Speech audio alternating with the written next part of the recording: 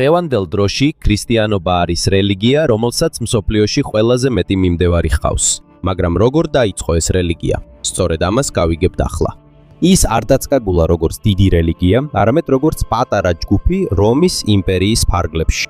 მათ არ ჰქონდათ დიდი ეკლესიები, არ ჰყავდათ ძლიერი არმია და ხშირად ხელისუფლება მათ დევნიდა. და ამ ყველაფრის შუაგულში იყო უფალი, იესო ნაზარეთელი.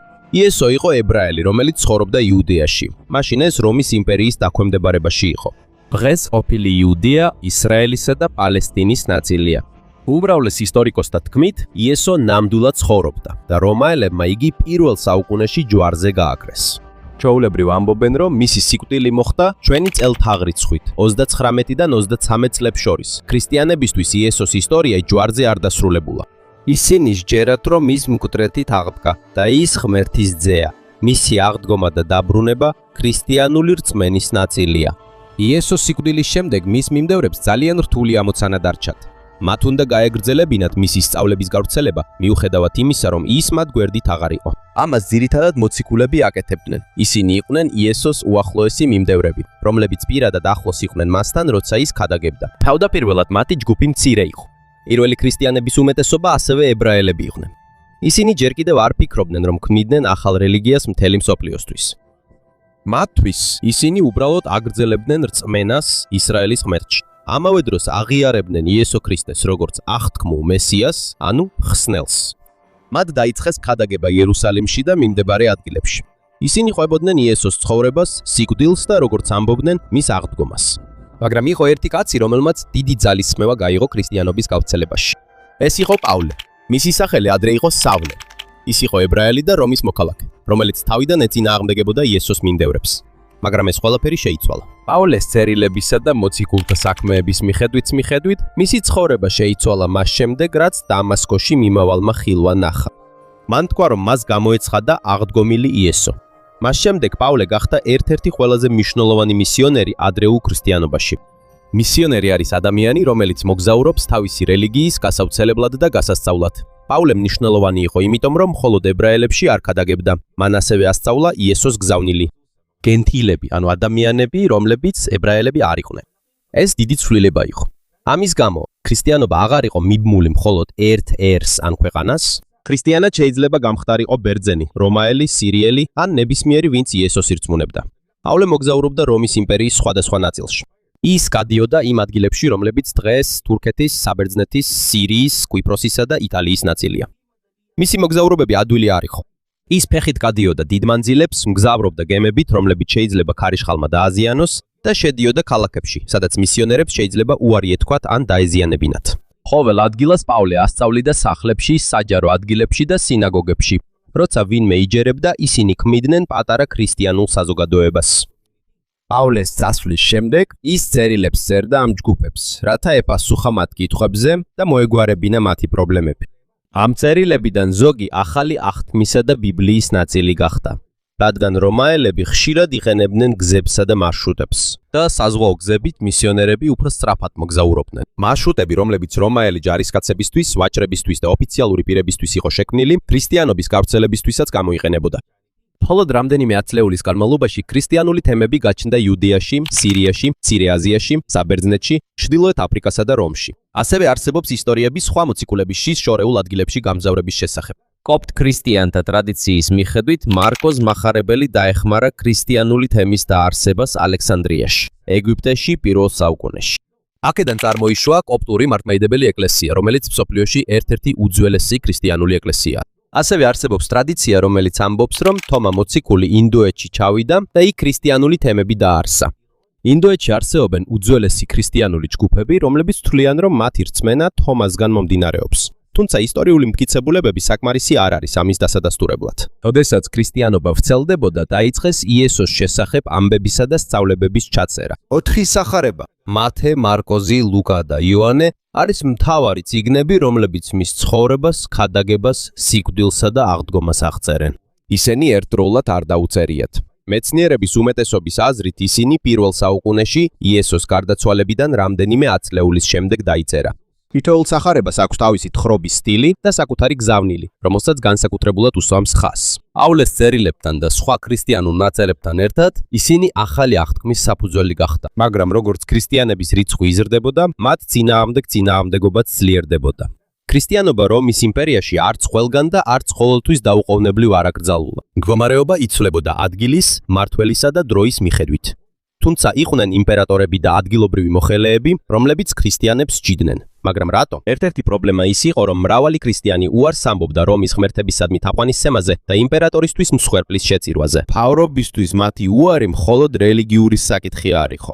ეს შეიძლება ასევე აღიქმებოდეს როგორც იმპერიის ძალაუფლებისა და ერთიანობის უარყოფა. ამიტომაც ამის გამო ზოგი ქრისტიანი დააპატიმრეს, აცამეს ან მოკლეს მათი რწმენის გამო. თუმცა ამის მიუხედავად მათი რელიგია არ გაქრა, პირიქით კიდევ უფრო გავრცელდა. ბევრი ადამიანი მოიხიბლა ქრისტიანობის გზავნილით, რომელიც პატიებაზე, იმედზე, სიკვდილის შემდეგ სიცოცხლეზე და ღმერთის წინაშე ადამიანის თანასწორ ღირებულებაზე საუბრობს. ზოგიერთი ქრისტიანული საზოგადოება ასევე ეხმარებოდა ღარიბებს, ქვრივებს, ობლებს, ავადმყოფებს და ოჯახის არ მქონე ადამიანებს. მე-4 საუკუნისთვის ქრისტიანები უკვე აღარ იყვნენ მხოლოდ პატარა და საიდუმლო ჯგუფი. მათ უკვე ჰყავდათ ლიდერები, მღვდლები, ეპისკოპოსები, სალოცავი ადგილები და თემები რა რომის იმპერიის მრავალ ნაწილში. და თავად რომის გარეთ იყო ერთი სამეფო, რომელმაც ძალიან დიდი გადაწყვეტილება მიიღო. ტრადიციის მიხედვით 301 წელს სომხეთის მეფე ტირიდატეს მესამემ ქრისტიანობა მიიღო. მან ეს თავისი სამეფოს ოფიციალურ რელიგიად გამოაცხადა. ზუსტი წლის შესახებ დებატები არსებობს, მაგრამ სომხეთი აღიარებულია როგორც პირველი სამეფო, რომელმაც ქრისტიანობა სახელმწიფო რელიგიად ოფიციალურად მიიღო. ამან აჩვენა, რომ რელიგია, რომელსაც ადრე მხოლოდ მცირე და დევნილი ჯგუფები მისდევდნენ, ახლა უკვე მთელი ქვეყნის მიერ შეიძლება იყოს მიღებული. მაგრამ ყველაზე დიდი ცვლილება თავად რომის იმპერიის გულში მოხდება. 312 წელს ჩვენი წელთაღრიცხვით კონსტანტინე იბრძოდა რომის კონტროლისთვის მილვიის ხიდის ბრძოლაში. ქრისტიან მწერლების მიხედვით კონსტანტინემ ბრძოლის წინ ქრისტიანული ხილვა ან სიმბოლო იხილა. ის ჯეროდა, რომ ქრისტიანების ღმერთი დაეხმარებოდა მას გამარჯვებაში. და კონსტანტინემ გაიმარჯვა. მომდევნო წელს მან და მისმა თანამმართველმა ლიცინიუსმა მხარი დაუჭირეს ეგრეთ წოდებული მილანის ედიქტს. ამან ქრისტიანებს მისცა თავისუფლად თაყვანისცემის უფლება და დაუბრუნა მათ წართმეული ქონება. იმ დროს ქრისტიანობა ჯერ კიდევ არ იყო რომის იმპერიის ოფიციალური რელიგია, მაგრამ საბოლოოდ ყველაფერი შეიცვალა. დევნის შემდეგ ქრისტიანულმა ეკლესიამ დაიწყო დაცვასა და მხარდაჭერის მიღება რომის ყველაზე ძლევამოსილი იმპერატორისგან. ეკლესიის სწრაფი ზრდის პარალელურად გაჩნდა ახალი პრობლემა. ყველა ქრისტიანს არ ჰქონდა ერთნაირი რწმენა იესოს ნამდვილი ბუნების შესახებ. ამიტომ ჩვენი წელთაღრიცხვით 325 წელს კონსტანტინემ მოიწვია ეპისკოპოსები ნიკეის კრებაზე, რომელიც მდებარეობდა იმ ადგილას, რაც დღეს თურქეთის ნაწილია.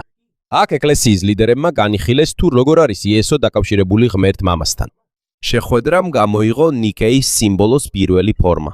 ეს არის ლოცვა. ან ქრისტიანთა რწმენის აღიარება ღმერთზე, იესოზე და სულიწმინდაზე. ამის მიუხედავად ამან საბოლოოდ ვერ დაასრულა ყველა დავა. მაგრამ ნიკეის კრებამ აჩვენა, რომ ქრისტიანობამ უკვე დიდი გზა გაიარა.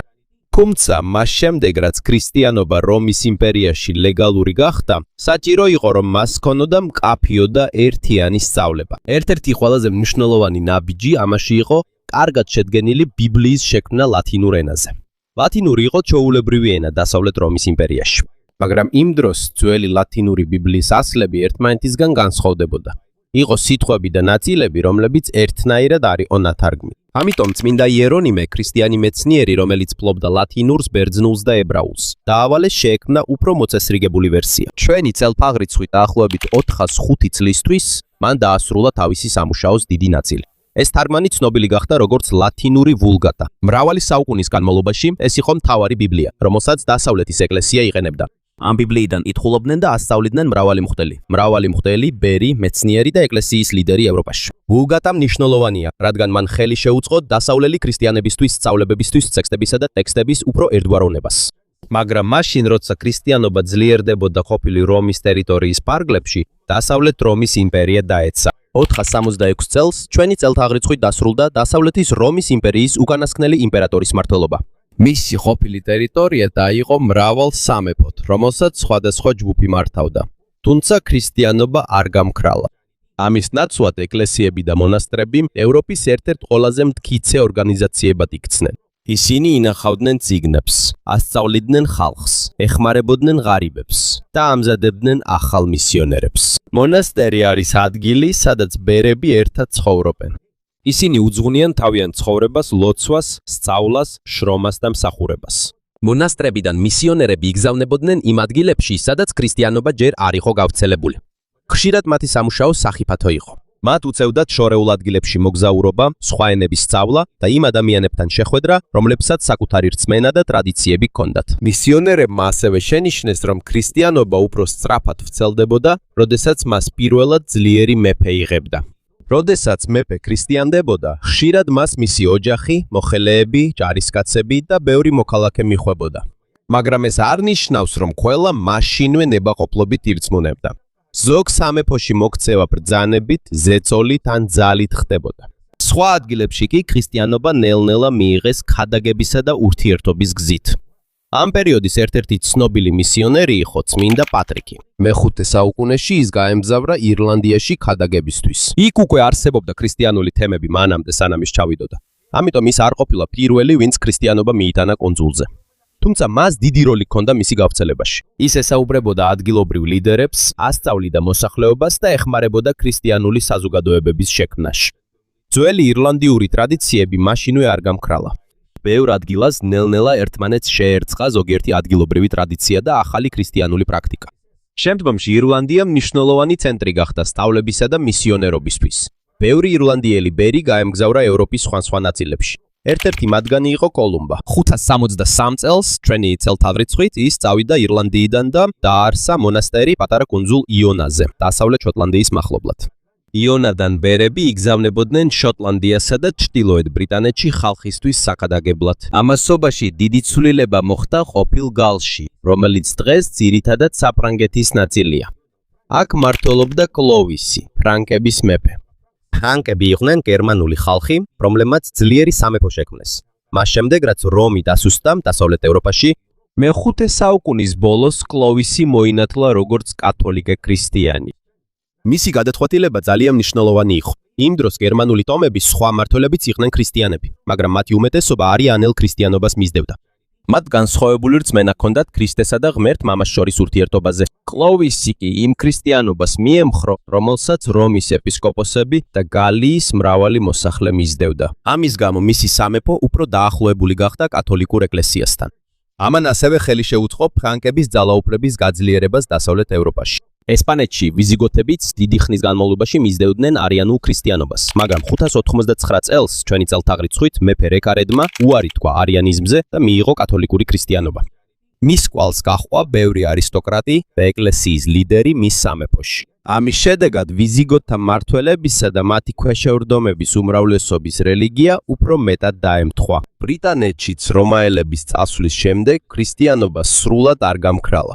კუნძულის ზოგიერთ ნაწილში უკვე არსებობდა ქრისტიანული საზოგადოებები, მაგრამ ბევრი ახალი სამეფო, რომელიც ანგლო-საქსებმა დააარსეს, კვლავ ძველ ღმერთებს მისდევდა. 597 წელს პაპმა გრიგოლ პირველმა გაგზავნა ბერი სახელად ავგუსტინე. ეს არ არის ავგუსტინე ჰიპოსელი, რომელიც უფრო ადრე ცხოვრობდა, ეს მისიონერი ცნობილია როგორც ავგუსტინე კენტერბერელი. ის მივიდა კენტის სამეფოში, სამხრეთ-აღმოსავლეთ ბრიტანეთში. მეფე იქ იყო ეთელბერტი. მას ყავდა ქრისტიანი ცოლი. ამიტომ მან ავგუსტინეს იქ ქადაგების უფლება მისცა. მოგვიანებით მეფემაც მიიღო ნათლობა. ისი მოქცევა დაეხმარა ქრისტიანობის გავრცელებას კენტში და სხვა ანგლო-საქსონურ სამეფოებში. მაგრამ მთელი ინგლისი ერთდროულად არ მოქცეულა ქრისტიანობაზე. ამას მრავალი წელი დასჭირდა. იყვნენ მეფეები და მოქალაქეები, რომლებმაც ახალი რელიგია მიიღეს. სხვა კი კვლავ მისდევდა თავის ძველ რწმენას. როცა ქრისტიანობა ევროპაში ვრცელდებოდა, ის შორეულ ჩინეთშიც გავრცელდა. 635 წელს ქრისტიანული ლიდერი სახელად ალუპენი ჩავიდა ქალაქ ჩანანში. ჩანანი მაშინ ტანგის დინასტიის დედაქალაქი იყო და ერთ-ერთი უდიდესი ქალაქი მსოფლიოში. სავარაუდოდ ალუპენი და მისი თანამგზავრები აღმოსავლეთის ეკლესიიდან იყვნენ. ქრისტიანობის ერთ-ერთი განშტოება, რომელიც იმ დროს ძლიერად იყო წარმოდგენილი სპარსეთსა და აზიის სხვა ნაწილებში. ისინი მიიღო იმპერატორ ტაიძუნგის მთავრობამ. მათ ნებადართეს თარგმნათ თავიანთი რელიგიური ტექსტები და აეშენებინათ სალოცავები. იმისთვის, რომ ჩინელებს გაეგოთ ისინი, მისიონერებმა გამოიყენეს სიტყვები, რომლებიც ნაცნობი იყო ბუდიზმისა და ტაოიზმის მიმდევრებისთვის. ეს არ ნიშნავს იმას, რომ მათი რელიგიები ერთნაირი გახდა. მათ უბრალოდ გამოიყენეს ცნობილი სიტყვები, რათა ქრისტიანული სწავლების ახსნა ჩინელებისთვის უფრო მარტივი ყოფილიყო. აღმოსავლეთის ეკლესიამ ქვეყნის ზოგიერთ ნაწილში თემები ჩამოაყალიბა, მაგრამ მათი თავისუფლება იმპერატორის ნებართვაზე იყო დამოკიდებული. როდესაც მთავრობის პოლიტიკა იცვლებოდა, მათი დაცვაც შეიძლებოდა დაკარგულიყო. მაშინ როცა ქრისტიანობა ჩრდილოეთით და აღმოსავლეთით ვრცელდებოდა, ახალი რელიგია სწრაფად ვრცელდებოდა არაბეთის ნახევარკუნძულიდან. ეს იყო ისლამი. ისლამი დაიწყო მე-7 საუკუნეში, წინასწარმეტყველ მუჰამედის ქადაგებით. მისი გარდაცვალების შემდეგ მუსლიმების მიერ მართული სახელმწიფოები სწრაფად გავრცელდა. მათ დაიპყრეს სირია, ეგვიპტე, ჩრდილოეთ აფრიკა, სპარსეთი და სხვა ტერიტორიები. დაპყრობილ ტერიტორიებს შორის იყო იერუსალიმი, რომელიც წმინდა ქალაქია ქრისტიანებისთვის, ებრაელებისთვის და მუსლიმებისთვის. მუსლიმური იმპერიების გაფართოების გამო მრავალი უძველესი ქრისტიანული საზოგადოება ახალი მმართველობის ქვეშ აღმოჩნდა. ამ ტერიტორიებიდან ქრისტიანები მაშინვე არ გამკრალან. მრავალი მუსლიმი მმართველის დროს მათ ნება ეძლეოდათ გაეგრძელებინათ თავიანთი რწმენა. თუმცა ხშირად მათი სტატუსი მუსლიმებთან შედარებით დაბალი იყო. მათგან სპეციალური გადასახადის გადახდას ითხოვდნენ და გარკვეული შეზღუდვებიც ჰქონდათ. მმართველის ადგილისა და დროის მიხედვით მოპყრობაც განსხვავდებოდა. იყო პერიოდები, როდესაც სხვადასხვა რელიგიის წარმომადგენლები მშვიდობიანად ანაცხოვრობდნენ. ასევე იყო პერიოდები ძლიერი დისკრიმინაციისა და ძალადობის. მე-8 საუკუნის დასაწყისში მუსლიმთა ძალებმა იბერიის ნახევარკუნძულამდე მიაღწიეს, ტერიტორიამდე, სადაც დღეს ესპანეთი და პორტუგალია მდებარეობს.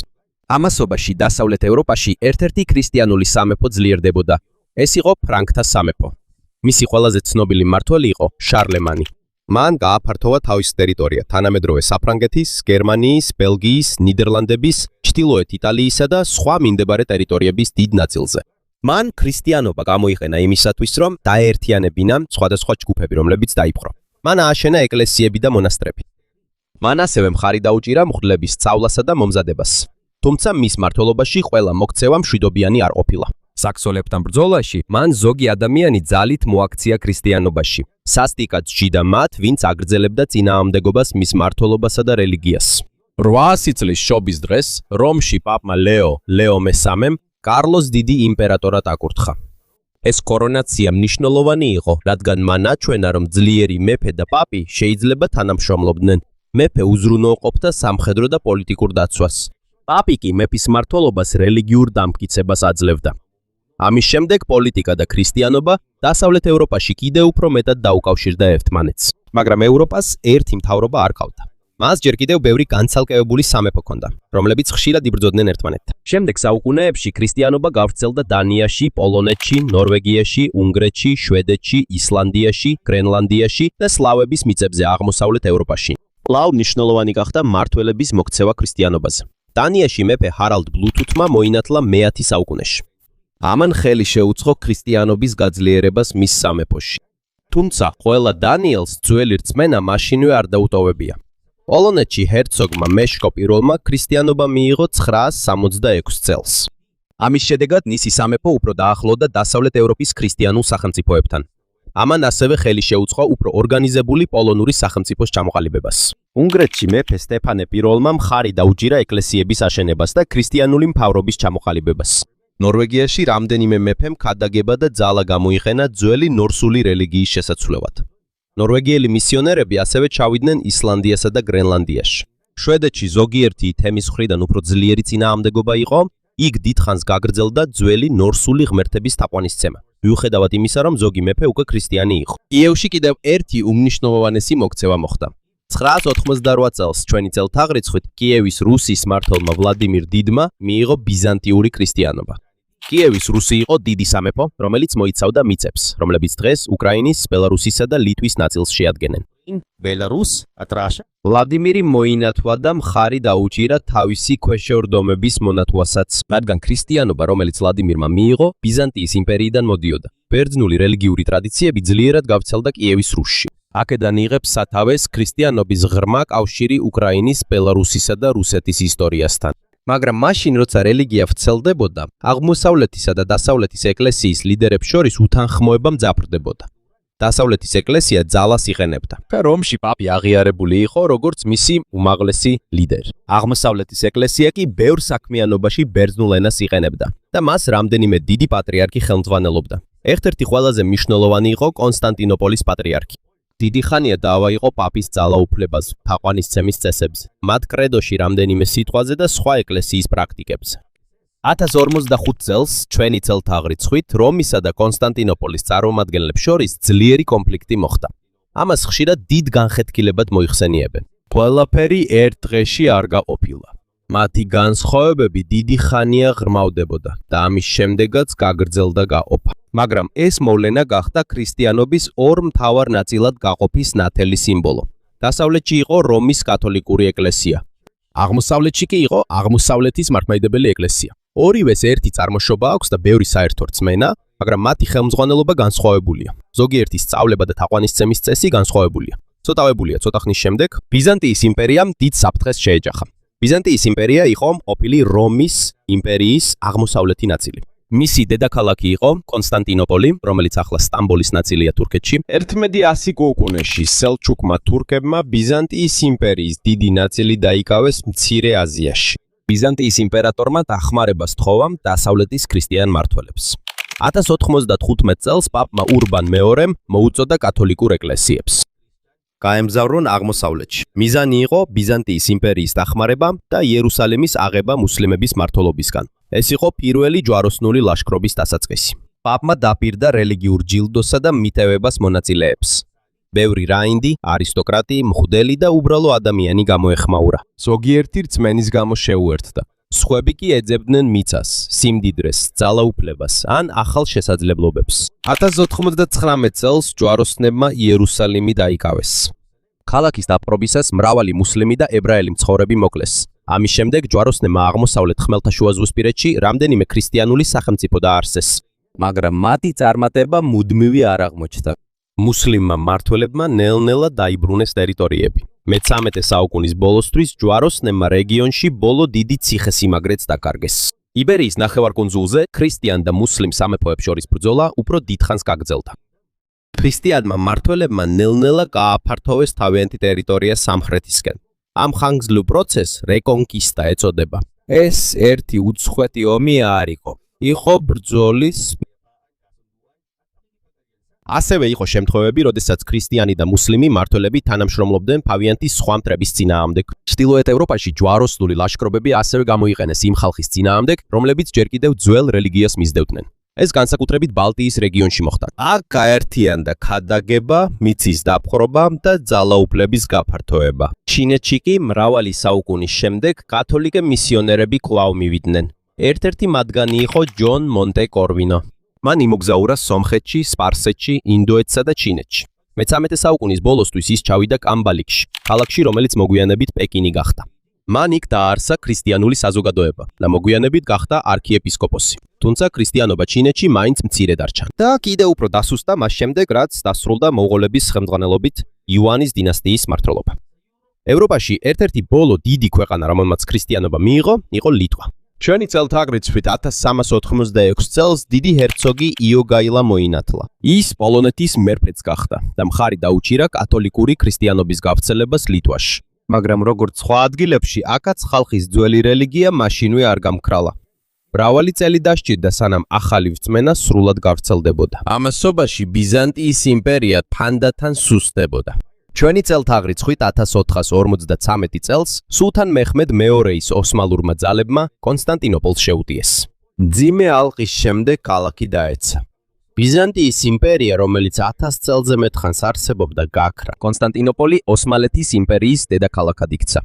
ჰაგია სოფია, რომელიც ადრე ქალაქის ყველაზე მნიშვნელოვანი საკათედრო ტაძარი იყო, მეჩეთად გადააკეთეს. აღმოსავლეთ მართლმადიდებლურ ეკლესიას ოსმალთა მმართველობის ქვეშ დარჩენის უფლება მისცეს, მაგრამ მას აღარ ყავდა საკუთარი ქრისტიანული იმპერია, რომელიც დაიცავდა. ამიტომ მოსკოვის ლიდერებმა თავიანთი სამეფო მართლმადიდებლური ქრისტიანობის ახალ ცენტრად აღიქვეს. მოსკოვს მესამე რომს უწოდებდნენ.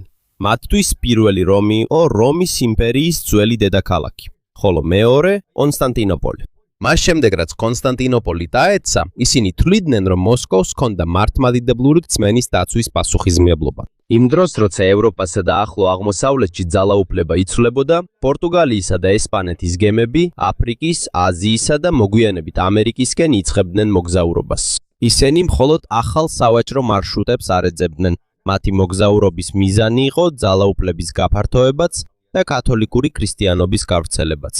1482 წელს პორტუგალიელი მკვლევარები ცენტრალური აფრიკის კონგოს სამეფოში ჩავიდნენ. მათ სამეფო მაშინვე არ დაუფხრიათ. თავდაპირველად მოხდა ელჩების პროდუქციის, ცოდნისა და რელიგიის გაცვლა. 1491 წელს მეფე ნგიზი ნზინგა ანანკუომ მოინათლა და მიიღო სახელი ხუაო. მისთან ერთად მოინათლნენ მისი ოჯახის ზოგიერთი წევრი და ოფიციალური პირები, თუმცა მთელი სამეფო მაშინვე სრულად ქრისტიანული არ გახდა. ადგილობრივი ტრადიციები გაგრძელდა. ასევე იყო წინააღმდეგობა სხვა ლიდერების მხრიდან. მიუხედავად ამისა, კონგოსა და პორტუგალიას შორის ურთიერთობა გაგრძელდა. ამ ეტაპზე ქრისტიანობა უკვე აღარ იყო მხოლოდ ევროპაში, ახლო აღმოსავლეთსა და აზიის ზოგიერთ ნაწილში გავრცელებული.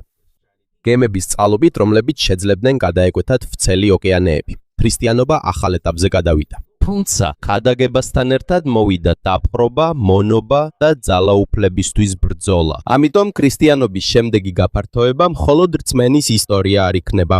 ეს ასევე გახდება იმპერიების ჩამოყალიბების ნაწილი. იმპერიები, რომლებიც შეცვლიან მსოფლიოს დიდ ნაწილს. 1492 წელს ესპანეთის კათოლიკე მმართველებმა დაამარცხეს მუსლიმთა ბოლო სამეფო გრანადაში. იმავე წელს ქრისტოფერ კოლუმბმა მიაღწია ამერიკას. ამას მოჰყვა ესპანეთისა და პორტუგალიის დაპყრობები. ჯარისკაცებთან ერთად იყვნენ კათოლიკე მისიონერები. ბევრი ადგილობრივი მოინათლა, თუმცა იყვნენ ისეთებიც, ვისაც აიძულებდნენ და უკრძალავდნენ ძველი რელიგიის დაცვას. ამასთან ერთად მიმდინარეობდა ტრანსატლანტიკური მონათა ვაჭრობა, სადაც მილიონობით აფრიკელი ძალით გადაჰყავდათ ამერიკაში, რის გამოც ქრისტიანობის გავრცელება, კოლონიზაცია და მონობა ერთმანეთთან დაკავშირებული გახდა. 1517 წელს გააკრიტიკა კათოლიკური ეკლესიის ზოგიერთი მეთაური. აქედან ვინ იყო? ამიტომაც ეს იდეები საბეჭდი დაზგის მეშვეობით სრობით სწრაფად გავრცელდა, რამდენიმე ევროპელი მმართველის მხარდაჭერით. 1534 წელს მეფე ჰენრი მერვემ გაწყვიტა კავშირი რომთან და დაარსა ინგლისის ეკლესია. ამის შემდეგ პროტესტანტების რაოდენობა გაიზარდა. პროტესტანტული ჯგუფები, როგორიცაა ლუთერანები, კალვინისტები, ანგლიკანები, ბაპტისტები და პრესვიტერიანები. მაშინ, როცა ქრისტიანობა ევროპაში იყოფოდა, ის აგრძელებდა გავრცელებას აზიაში. ფრანსის ქსავიე ინდოეთში, ინდონეზიასა და იაპონიაში კათოლიკე მისიონერად მოგზაურობდა. 1565 წელს ესპანეთმა დაიწყო ფილიპინების მუდმივი კოლონიზაცია. მისიონერებმა ააშენეს ეკლესიები, სკოლები და სახლებები. მთელი არქიპელაგი მაშინვე არ გამხდარა ქრისტიანი, განსაკუთრებით მინდანაოსა და სულუში. მაგრამ ესპანეთის 300 წელზე მეტი მმართველობის შემდეგ ფილიპინების დიდი ნაწილისთვის კათოლიკური ქრისტიანობა გახდა მთავარი რელიგია. ჩრდილოეთ ამერიკაში ინგლისმა და ნიდერლანდებმა კოლონიებიც დააარსეს. იქ წავიდნენ კოლონისტები რელიგიური თავისუფლებისთვის, მაგრამ ბევრმა ადგილობრივმა ამერიკელმა მიცაც და სიცოცხლეც დაკარგა. მე-18 საუკუნეში ბრიტანეთსა და ჩრდილოეთ ამერიკაში დიდი გამოღვიძებები მოხდა. აქ გაძლიერდა პირადი რწმენის, ბიბლიის წაკითხვისა და პირადი ხსნის იდეა. როცა მე-19 საუკუნე დადგა, უფრო მეტი მისიონერი გაემგზავრა აფრიკაში, აზიაში, ავსტრალიასა და წყნარი ოკეანის კუნძულებზე. მათ დააარსეს რამდენიმე სკოლა, საავადმყოფო და სტამბა. თუმცა ხშირად მათი საქმიანობა დაკავშირებული იყო ევროპული იმპერიების გაფართოებასთან. ჩინეთში ბევრი ქრისტიანი და მისიონერი მოკლეს ბოქსერების აჯანყების დროს, რადგან ისინი უცხოელთა ჩარევასთან იყვნენ დაკავშირებულად მიჩნეულნი. მე-20 საუკუნეში საბჭოთა კავშირში აღმოსავლეთ ევროპასა და ჩინეთში კომუნისტურმა მთავრობებმა რელიგია შეზღუდეს. ბევრი ეკლესია დახურეს და მრავალი მორწმუნე დევნეს, მაგრამ ქრისტიანობა საბოლოოდ არ გაქრა. როცა რამდენიმე კომუნისტური მთავრობა დაეცა, მრავალი ეკლესია კვლავ გაიხსნა. თითქმის 2000 წლის განმავლობაში ქრისტიანობა გავრცელდა ქადაგებით, მიგრაციით, ვაჭრობით, მეფეების მმართველობით და დაპყრობით. იყო ადამიანები, რომლებმაც რწმენის გამო ნებაყოფლობით მიიღეს ქრისტიანობა. მაგრამ იყო შემთხვევები, როცა ეს ძალით დააწესეს კანონით, ომითა და ძალაუფლებით. დღეს ქრისტიანობა კვლავაც ყველაზე დიდი რელიგიაა მსოფლიოში. მილიარდობით მიმდევრით ამერიკაში, აფრიკაში, ევროპასა და აზიაში. მცირე მოძრაობიდან ახლო აღმოსავლეთში ის გადაიქცა გლობალურ რელიგიად, რომელმაც აგრძელებს გავლენის მოხდენას კულტურაზე, პოლიტიკასა და მრავალი ადამიანის ცხოვრებაზე.